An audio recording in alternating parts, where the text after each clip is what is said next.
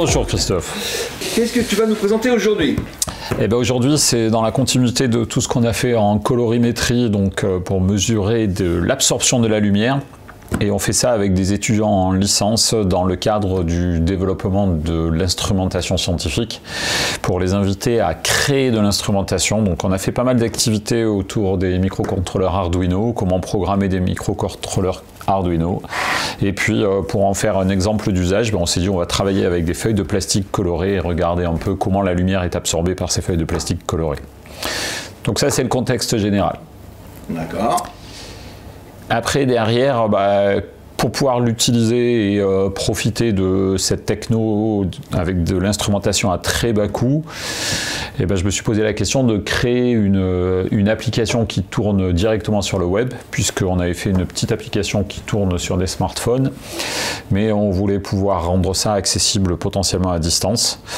Et c'est là que je me suis posé la question, mais comment je vais faire pour coder tout ça ? Parce que certes, je sais coder, mais ces langages sur le web, etc., pas d'idée, aucune connaissance de JavaScript. Et c'est à ce moment-là que je me suis dit, tiens, va voir ChatGPT, il va t'aider cet ami. Alors, comment t'as fait ? Je commençais par mettre un prompt en lui expliquant ce qu'il devait réaliser, puisqu'on est dans une logique ici de communication entre un ordinateur et une page web. Donc de lui dire qu'il allait récupérer de l'information qui provenait du port communication de l'Arduino, et qu'il fallait qu'il puisse se connecter à l'Arduino, récupérer une chaîne de caractères et puis ultérieurement la traiter. D'accord. Donc ça a été fait étape par étape, puisque l'aboutissement c'est d'arriver à construire un spectre comme on l'a sur cet écran là-bas à gauche. Et qu'à la fin, en fonction des feuilles, des couleurs de feuilles que l'on a, on va remettre l'appareil à zéro, d'avoir des spectres qui se tracent en fonction de la couleur de la feuille qu'on choisit. Si on prend une feuille bleue ici, on s'aperçoit que la lumière bleue est bien transmise et toutes les autres radiations électromagnétiques sont forcément diminuées. Et si on fait la même chose avec une feuille rouge, on va pouvoir voir cette fois-ci que c'est la partie rouge de la lumière qui passe à travers, ce qui est normal, puisque là nos yeux sont dotés du même type de capteur. Et puis on peut identifier, garder en mémoire un spectre, essayer de regarder si d'autres feuilles ont des couleurs qui sont à peu près identiques, ou est-ce qu'on est capable de reconnaître des feuilles de plastique un petit peu différentes. Et j'ai besoin de calculer un score de ressemblance entre deux spectres. Et tout ça, en fait, je l'ai fait sans écrire une seule ligne de code. Que du prompt, petit à petit, pour arriver à générer cette page HTML.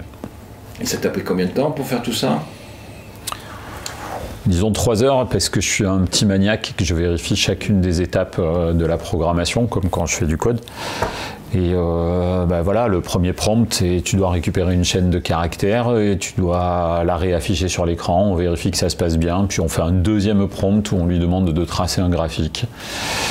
Et puis c'était tard dans la soirée, donc j'ai arrêté.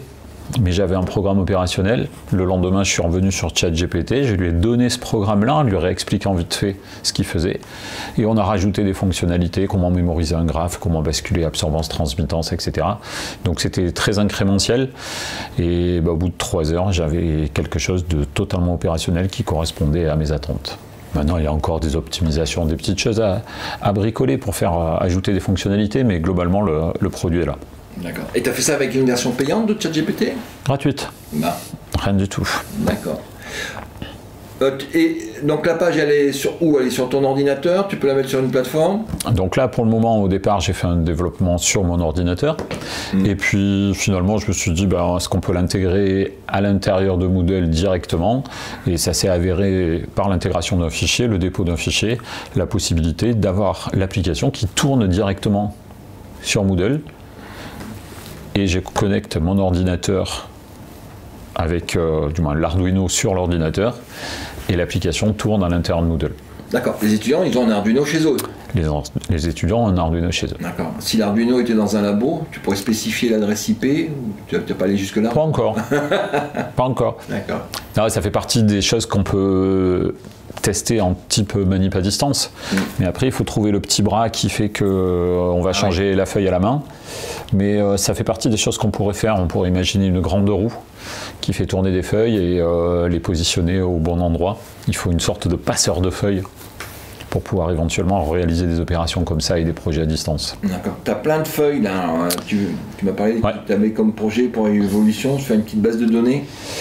Alors, ça tourne sur l'application sur le téléphone, mais là, pour le moment, ça n'a pas encore été implémenté dans la page HTML.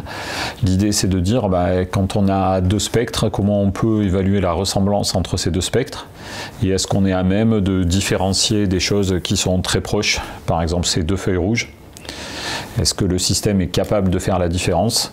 Donc la réponse, on va la voir sur l'écran. On va mémoriser le spectre de celui-là. Si on mémorise ce spectre, on a une très très forte ressemblance. Si on rajoute ce rouge qui est très proche, la ressemblance va être un tout petit peu plus faible. Alors ça se joue à 3,9, hein. Mais je vais prendre une autre feuille rouge, donc pas la même, qui a un coin coupé, puisque moi je les reconnais que parce que j'ai coupé les coins. Si je mets cette feuille-là, là la ressemblance est beaucoup plus importante et on a des similarités qui sont très proches.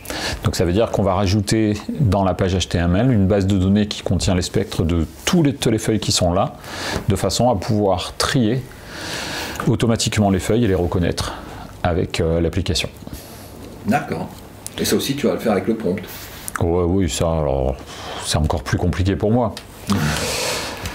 Je sais coder, mais je ne sais pas du tout coder du JavaScript et des pages HTML, donc je ne voulais pas passer du temps à réapprendre encore un autre langage, ça suffit.